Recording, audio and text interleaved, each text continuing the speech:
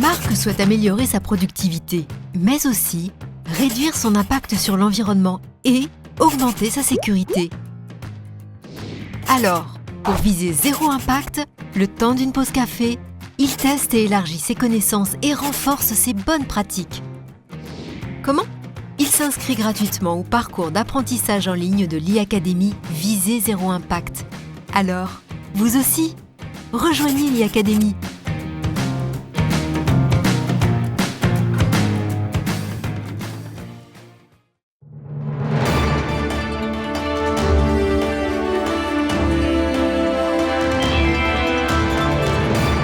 Mesdames, Messieurs, bonjour. Ravi de vous retrouver pour cette nouvelle édition du JT Cultures et Marchés.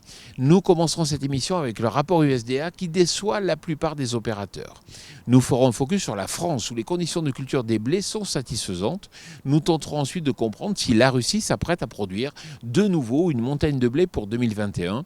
Enfin, nous évoquerons la dégradation des conditions de culture des sojas en Argentine, élément favorable au cours des oléagineux. Le rapport du ministère de l'Agriculture américain, publié ce 9 mars, n'a pas apporté de grandes modifications et a déçu le marché.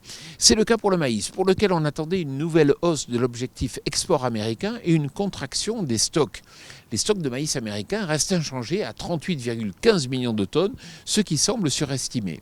Ce rapport USDA a généré une légère baisse du maïs à Chicago, comme sur Euronext. Les fondamentaux demeurent cependant toujours tendus et limitent aujourd'hui tout repli significatif des cours.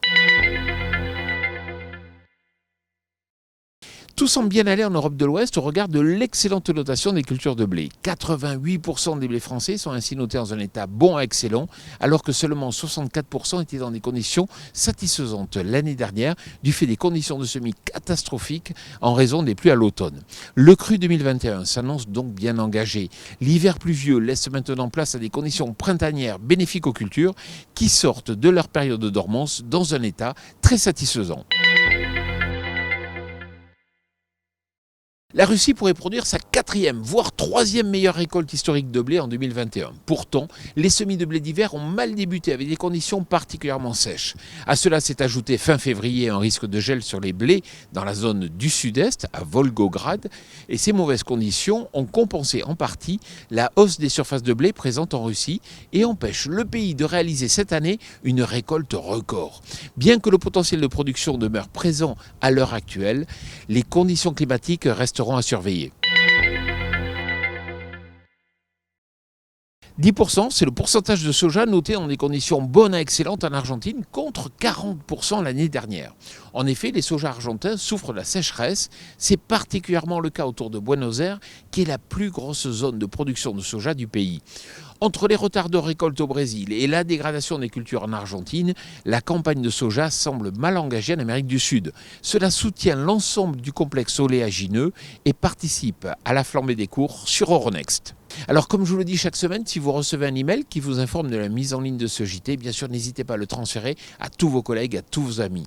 Je vous souhaite une excellente semaine.